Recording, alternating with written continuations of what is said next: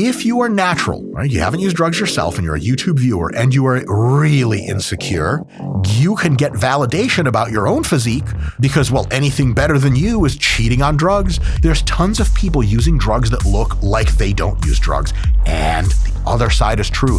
There are tons of people that look like they use drugs that don't. And you think they do, mostly because you're coping or you learned all of your science from Natty or Not videos. No offense, all love and respect. That's not you, of course. It's other people. We can laugh at those other people. Hey folks, Dr. Mike here for RP Strength, and I have a question for you. Are Natty or Nots bullshit? Let's find out. So what are Natty or Not videos? They are videos in which usually famous fitness influencers or celebrities get judged by a commentator on whether or not they are probably or possibly using performance-enhancing drugs, mostly specifically steroids, to achieve their look, their awesome physique, or sometimes kind of mediocre physique, at least in my case. And this is a super common content pipeline. Lots of people make Natty or Not videos, and I kind of want to figure out why. And there are at least two main questions to answer. The first one being, why do content creators make them? And the second, why do people want to see them? So the first question of why do content creators make them? It has a few answers, I think. This is all my personal assessment. The first is it's easy. You just get a few photos of a person who's relatively famous for having a body, and you just ramble. There's no need to write an outline or a script or do organization. There's no need to film exercise instructionals and any of that stuff. You just go. And as far as ease, Scott, what's easier than a Natty or Not video? I mean, you just pull up a picture of someone and speculate. I mean, that's it, right? From a video production perspective, it's incredibly low-hanging fruit. Another reason is that you get to coattail ride off of influential people by talking about them as if you are in any sense relevant to who and what they are. Now, mind you, I am not accusatorily saying that other people do this and we at RP don't. Of course we do this. All of our celebrity critiques for workouts and stuff are none other than fucking coattail riding actual celebrities for fame as if we are in any sense relevant, but at least we're transparent enough to admit that we're not, and maybe you got something out of that content. So it's not to say this is a bad thing, it just bees like it is.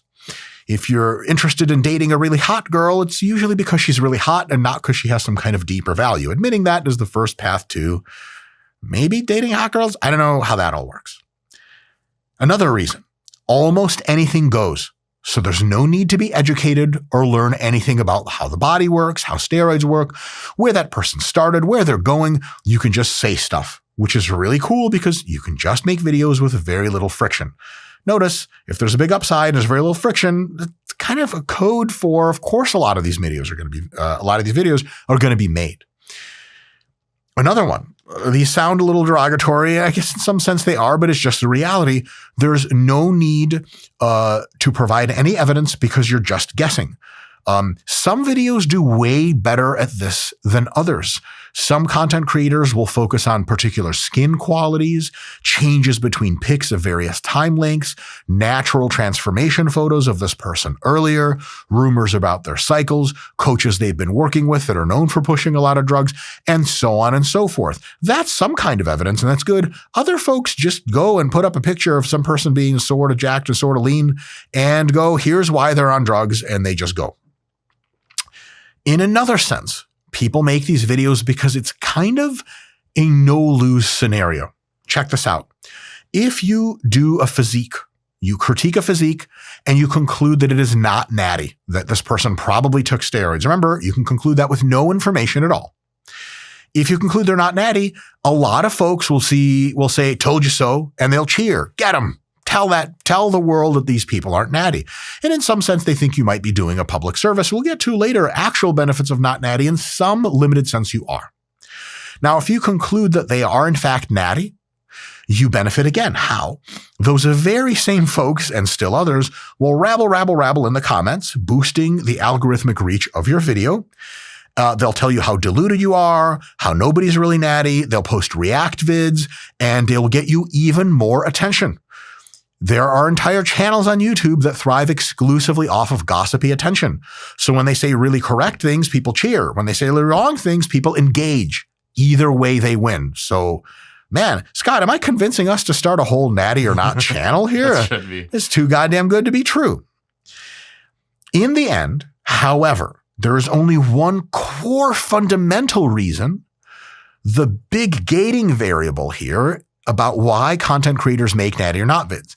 And that answer is because other people keep watching them, because users tune in. Which begs the question, and is the number 2 part of this video, why do people want to see Natty or Not videos? I can think of at least a few answers. Some of the following is comedically altered in order to get you guys lolling a little bit. All of it has a grain of truth. First, and maybe the biggest one, simple gossipy curiosity. Like, when something happens to a famous person that's famous enough, I'm not into famous people and shit, but I kind of want to know about it. Like, Tom Cruise did what? That thing will keep you scrolling through a video at least, just to see what's going on. There's not a goddamn thing wrong with that. We're all in the public sphere. No, nobody lost, nobody found. Next is people, in many cases, will watch Natty or Not videos to try to see what kind of gains they can make drug-free by seeing where the ceiling of their natural physique is, and really where the ceiling of natural physiques is in general. Like, if you've seen a lot of Natty or Not videos, anyone much over 220 pounds that's lean is going to be painted as not Natty, and some people below 200 pounds lean are going to be painted as Natty. And you kind of say, oh, okay, well, maybe something like 210 pounds lean is like maybe a good goal for me to chase in my own drug-free way, because anything much north of that would be delusional. Anything much further south, like I already know Natties can do, so I can do. Is that a correct assessment? Absolutely not. I'll get to that in a bit. But that's what people think they're getting out of that video, is a perspective of what kind of gains they could potentially make Natty if they at least know that any gains north of this are not Natty. And that's kind of the second little part of this, is people want to make sure that their own Natty goals aren't too pie in the sky by being based on actual drug physiques. The reason that's a separate point is this is not as big of a problem anymore, because transparency and information is so intense on social media that more or less this issue got kind of fixed. But for a long time ago, especially in the kind of like 2005 to 2015 era, I would say, lots of digital media already, there was this problem where there were lots and lots of fake natties around, or kind of default fake natties, people who had never denied steroid use but never said they were natty. They just got kind of bookended into fake natties. And a lot of people, I would say people just beginners, I don't want to say gullible people, but beginners, people without a big reference frame of what is possible, what isn't, and how to look up to people with muscular physiques and what to take away and what not to take away. A lot of these folks were looking at what were actually drugged up physiques and putting that into their world model as, this is something I could attain drug-free. I know this is true because I've had many non-comedic, non-humorous, non-sarcastic Instagram comments and DMs that asked me, when I was around 10% body fat at 240 pounds, veins, abs, 5'6", 240 at like 40 years old, you genuinely asking me, is this natty, or is this attainable natty? And the answer is almost certainly not. But lots and lots of people think yes. And so Natty or Not serve a pretty good purpose in that case for some people by just kind of telling you, like, a lot of the impressive people you see are not natty. And all of a sudden you're less likely as a person who just doesn't know a whole lot about the physique space to come in and be like, I want to look like Ronnie Coleman in his prime, drug-free. Not a lot of people do that, but they do lower key versions of that. And, looking up to various classic physique athletes and looking up to men's physique athletes and famous influencers. And all of a sudden, they can tamper down their expectations, which is a really good thing, because it's really weird to find out that, like, all the people you were looking up to and wanted to look like, took gallons of trend to get there. And you thought you were just going to get there on hard work and broccoli and chicken or whatever the hell those guys say. Now, here's where the slightly more comedic, but nonetheless has elements of truth in it, jabs start coming in.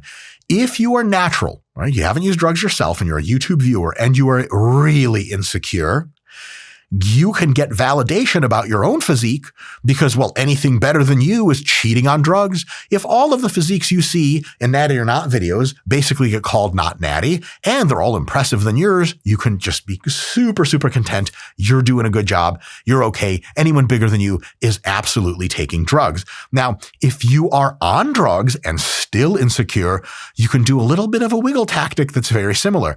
You can look at all of the not natty physiques and you can say, well, most of these guys are in my realm of look or better, and they did it with drugs. And this thing happens all the time, guys, with drug users. They go, well, these guys are probably taking more drugs than me, or for longer, or more hardcore, more expensive, exotic drugs because they're famous. And so even, with my own limited drug use, I'm able absolutely to look really, really awesome. And anyone who looks better than me is just on more drugs. The reason I'm jacked is because I'm gifted, but not gifted with good genetics for lifting because that means I'm lazy. Gifted with the ability to do hard work, brother. #grind. That's how I'm gifted. The only gifts I got, Scott, was were my dad's work gloves and shovel when I was 5 years old, brother. Amen, brother. We built this fucking country. Amen. Shit like that. And so if you take drugs and you look at other people that are even more jacked that take drugs, you could just be like, they take more drugs. And it's not because I suck at what I suck at, because you're really insecure. If you are insecure and make evidence-based fitness content, for example, me, I am both of those things, you can riff on other insecure people and feel morally superior, pretending for a split second you're not also insecure. See? Natty or Nots mean everyone is having fun. Nobody left behind. If the person being evaluated on a natty or not claims natty, you can feel morally superior to them and get really excited about watching them getting taken down a peg on an expose natty or not video because they're trying to advance in the social hierarchy of fame by lying, and not on your watch. They're not going to do it. So when lying, cheating, fake natties get exposed, you feel good inside. And to be frank, there's nothing wrong with that. Like, they should be exposed. And should you feel good inside? I don't know. That gets complicated, but at least you're justified in feeling like, damn, you guys lied to me. Now, if the person being evaluated doesn't claim natty, you have a few choices. You can pretend they claim natty without doing the due diligence of actually figuring out if they ever did. That's an option. One thing I get consistently in my social media is people accusing me of being a fake natty. Now, those of you guys who have watched the channel for Scott, a day and a half will realize I admit to drug use all the fucking time, that even still, countless comments on the internet all over about me claiming that I'm a fake natty. And the cool thing is other commentators at Reddit and all kinds of forums and Instagram will get in there and be like, are you delusional? This guy talks about him being on drugs all the time. And most of the times the people don't comment back, but sometimes they comment like, yeah, but people who buy his products don't know that. And the comment back is like, yes, they do if they've ever been on social media. And he actually goes out of his way to say that his products are not going to get you his physique because that's literally impossible. Also, why would you want to look like me? In any case, it doesn't matter much because even if someone claims not natty, you can pretend they claim natty and get upset about it and then feel really good that they're being taken down a peg. Happens all the time. The other thing you can do if the person doesn't claim natty is just lament about how fucked up things are. Man, everyone's fucking taking drugs, brother. It's a clown world out there, man. Clown emoji. You're good to go. You are a person who knows the truth. All of these subtle influences in the social media sphere do not affect you. You see eye to eye with ground truth reality. And so no one can fool you. Everyone's on drugs. And you've been telling people that for years. Hollywood's 100% on drugs. You feel morally superior every time someone in Hollywood gets confirmed for being on drugs.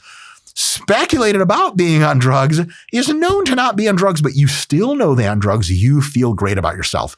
Well, that's why people watch Natty or Not videos. It's really, at the end of the day, mostly to feel good about themselves and get a little gossipy juice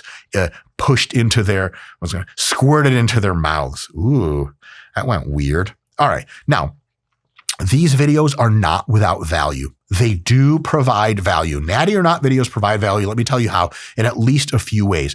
First, it's great gossipy fun, you guys. The internet's about fun. Amazon Web Services runs the whole world, but this part of the internet's about fun, and it's totally awesome. And to a limited extent, speculation about who's natty or not especially if you've watched many of these videos, can let you hone in on your own skills of observing bodies. You watch enough Natty or Not videos and you can start to tell where the rough consensus is on who or who isn't natty. The combination of size and leanness, for example, that leads most folks to assume they're on drugs, and telltale signs, we call them the Liver King signs, of drug use like skin redness, acne, balding, extra body hair, deepened voice. Would know nothing about that, fellas. In any case, if you really watch a lot of Natty or Not videos, you can start to build on the consensus of Natty or Not videos of what is or probably isn't someone taking drugs, which is good because then you kind of know better and you know who to trust and who not about various claims about their drug-free status. Now, where do these videos steer folks wrong? In a couple of places. First, I just said that these videos can get you a pretty good idea about what the consensus is on who's natty and who's not. However, here's the problem. Assuming that the rough consensus on who isn't or is natty is correct is wrong. Remember, most of the arguments about who's natty or not are made on pure sophistry or incredulity. You can watch lots of Natty or Not videos and be given precisely all for evidence. Yeah, man, I don't know, man. These veins, man. Here's a real funny one that I absolutely adore. Muscle shape. You guys will, Scott, have you seen that before in comments of Natty or Not videos? His muscles are too round, bro. Guys, steroids and growth hormone do not affect your muscle shape at all. They are incapable of doing so on any level of physiological reality that we know. And there's also not a no versus not no. There's no evidence that this happens. And I don't mean evidence in some kind of scientific sense. I mean, in the real world, it doesn't happen. People's muscle bellies don't change shape when they get on gear. They just grow or they shrink. And a lot of people will say, yeah, man, his delts are way too rounded, man. He's for sure on Winstrol or whatever.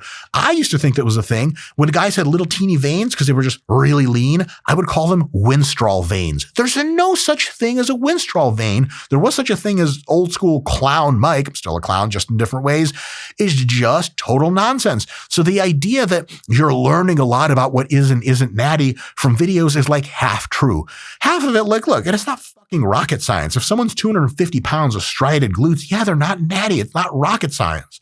And if someone's 150 pounds with a little pooch belly, they're probably not on drugs, right? But what about this? What about someone who's 5'9", 32 years old, a lifetime of dedicated training with pretty good genetics, like their mom or their dad was like a natural pro back in the day, and they weigh 187 pounds, very lean. Are they natty or not? Remember, before you answer this, you don't know. And you can't know unless you have tons of other signs like blood tests and stuff, extreme redness, balding, and then you can still be wrong because some people just train and they turn red. So the idea that you actually know dependable things from watching Natty or Nots is mostly not true. It's halfway true. Half of it is good, but it's such a generality that at the actual edge cases which it matters, having watched a bunch of Natty or Nots by no means clear informs you on any more insight than you would otherwise have. And the reality is, in actual scientific data, very well presented by Jeff Nippard in the last few videos he's made, shows that fat-free mass index, how much muscle you have for your height, has a ton of overlap between drug-free and non-drug-free people. I've told the story once before, I think maybe a few times. I want to tell it again. I was at a gym a long time ago, about 12 years ago. And I was having a very nice conversation with a gentleman that approached me just to talk. He was a student. He was in his early 20s. He was about 5'7", a little taller than me. And he weighed roughly 160 pounds. I would estimate his body fat at just a very general range of somewhere between 12 and 15%, right? Get this vision in your head. 5'7", early 20s, 160-ish pounds, 13-ish% body fat. Okay? He talked to me at length about the sensations, details, and outcomes of his tren cycle that he had just finished. How many people would say that guy's on tren? Approximately zero. If you did a Natty or Not video about him, he was just a regular guy. You would never do a Natty or Not video about him. But if you did, you would be like, of course he's natty. You would be wrong. There's tons of people using drugs that look like they don't use drugs. And the other side is true. There are tons of people that look like they use drugs that don't. They just don't use drugs. And you think they do, mostly because you're coping or you learned all of your science from Natty or Not videos. No offense, all love and respect. That's not you, of course. It's other people. We can laugh at those other people. Another problem, and this is a huge problem, maybe the biggest, is assuming that other people's natural gains somehow tell you what your own natty peak could look like if you kept cranking for 5 to 10 years. The reality is this. Genetics account for more variation in muscularity in the population than drug use does. And you don't account for genetics any time that you consider these variables. Controlled training studies show not just resultant physiques, but the pace of gains in any 12 to 16-week period with only naturals are wildly different. There are people, no joke, that in 16-week training studies gain 15 pounds of measured muscle. You guys ready for this? In the same studies, there are people who over 16 weeks lose 2 to 3 pounds of muscle. They're trained by university trainers in the study, and they lose muscle. And some people gain 15 pounds. Would you guys ever start training someone and they're like, well, so first 16 weeks, what can I expect? You're like, yeah, a good goal to shoot for is 15 pounds of muscle. That's a 1 in 100 result. You would be setting people down shit creek without a fucking paddle of hope. Why would you ever do that? At the same time, if someone was like, hey man, what can I expect from 16 weeks of training? You'll probably lose 2 or 3 pounds of muscle. They'd be like, did you mean gain? Like, no, I meant lose. Here's the study. Here's 3 individuals that lost muscle in this sample of 30 people. Like, what the fuck?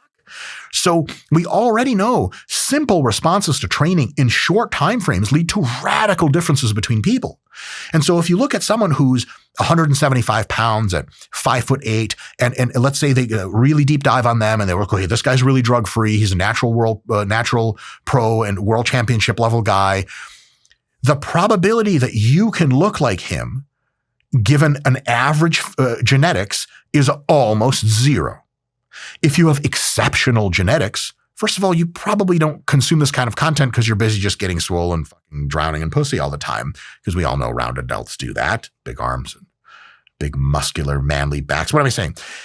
If you do have elite genetics, then maybe you can look like your own best version of that 10 years down the line, but that's only if you have the kind of caliber elite genetics that they do. And the average person is average genetics, and some people have slightly worse than average genetics, so they're way outside of the line of making these things. And some people have better than average genetics, many people, but not that good. So when you see someone who's at the peak of their nattiness, and they're the most jacked natty, one thing you'll see constantly, and I mean constantly, are people talking about, oh, it's good to see what a natty can achieve because it helps me with my own goals. Do not do that. Please do not do that.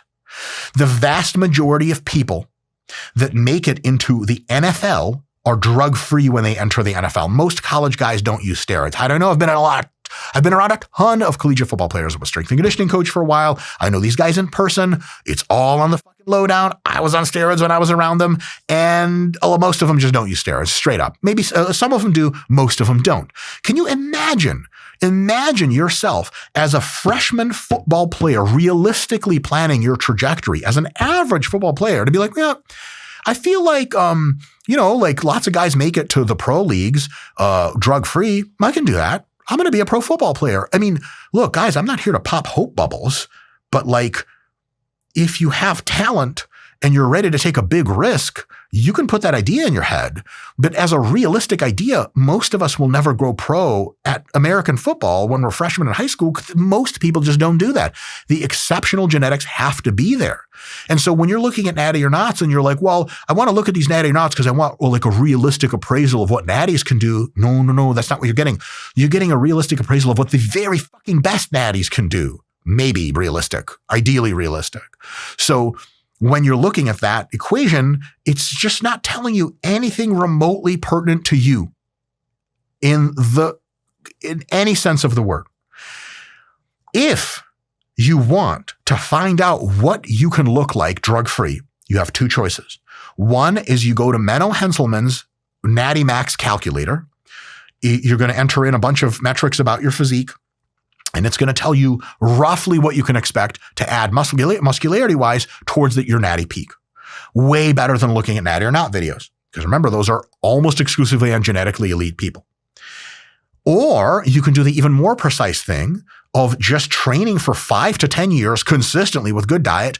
And after 5 to 10 years, you're going to figure out what the trajectory is and what your baseline rate is. And you're going to know, like, if after 3 years of training, you're ripped to shreds 170, and in this last year you gain 10 pounds of muscle, shit, man, it might be realistic for you after 8 years of training and real meticulous dieting to be like stage lean and somewhere in the 190s, right? Now, if you've been training for 6 years, hard core, and you're 163 pounds, and in the last 2 years, you went from 160 to 163, 195 is probably not going to happen for you because your trajectory of improvement is barely notable and you're already 30 pounds off of your goal.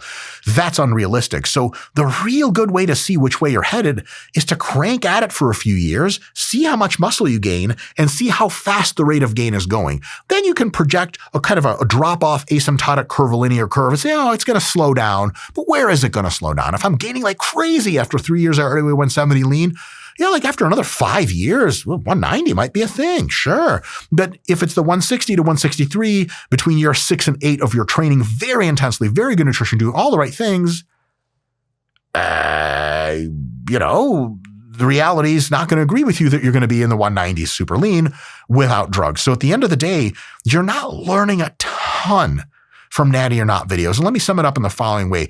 If you're watching Natty or Not videos to try to get some gossipy vibes, God bless you, it's all in good fun. But if you think Natty or Nots tell you very much about the actual world and your own natural potential, it's highly unlikely.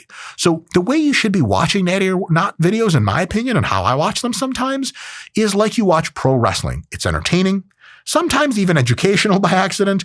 But if you think it's a roadmap to your own gains, you're already way, way off script. Do you want real natty gains or not natty gains? The RP Hypertrophy app, link in the description, will help you get gains. You got a little bit of money. We got a lot of gains for you. But are we going to lie to you and say gains guaranteed? No, we don't do that at RP because we're trying to be honest. Anyway, honesty, Scott, let's start lying. Next video will be a total lie. See you guys then.